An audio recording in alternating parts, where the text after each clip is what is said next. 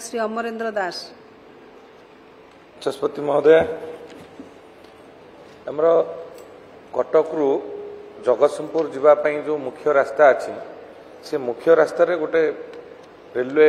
Level crossing अच्छी दीर्घ वर्षर दाबी थिला सिटी ओभरब्रिज करने से तो आज जाए पूरण हो पारि नहीं, किंतु NH55 आरंभ होला परे आशा संचार है पूरण हम पाखापाखि 7-8 वर्ष है से काम चली। NH55 काम केबे सरीब मंत्री महोदय जो उत्तर देइचंती 4/6/2025 सुधा ता संदेह लगुच, कारण 6-7 वर्ष है काम चली काम एकदम निम्नमान रोचे एवं ओभरब्रिज काम बर्तमान सुधा आरंभ होना। तेणु जमी अधिग्रहण सरी सबु काम सरी, किंतु जेहेतु विलंब हो लोक मैंने ना नथिबा असुविधार सम्मुखीन होती। तेणु जो कंपानीटी नहीं बोधे सप्लेट्रे नहीं ARSS कंपानी अत्यंत निम्नमानर काम करुच्ची। ये किछि दिन तले आमर देवी नदी बंध जोड़ी कसपा घाई होता ताकू माटी ताड़ी सेठू माटी आनी नालबंध को पोती सेपटे रास्ता आने जो अपचेष्टा करथिला लोक मैंने अवगत करैथिले एवं आमे जनैला परे तार कंपानीर जो मुख्य परिचालक एवं अन्य माने अरेस्ट होइचंती।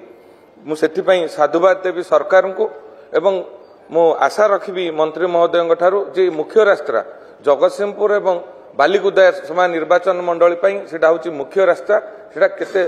जमती जो गाइडलाइन देइचंती 4/6/2025 भितर सरीवाई से प्रति गुरुत्व देवे एवं आम जगतसिंहपुर लोक उपकृत हे। कारण जो लेवल क्रॉसिंग देकर बारंबार आंबुलांस जाई ठिया होउछि, आंबुलांस रे जो पेशेंट माने जाउचंती आधा घंटे 40 मिनिट 15 मिनिट रही जाउचंती सेठी प्रति गुरुत्व देवे। धन्यवाद। माननीय मंत्री,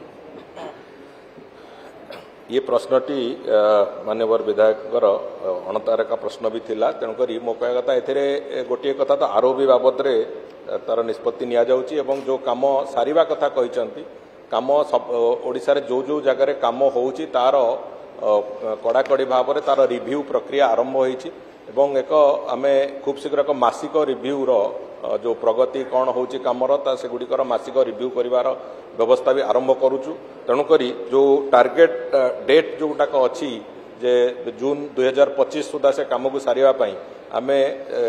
लेवल बेस चेष्टा करूचु एवं जो जगह जो अधिकारी माने सेथरे संपृक्त अचंती से माने केमिति शीघ्र सारिबे सेते समस्त को भी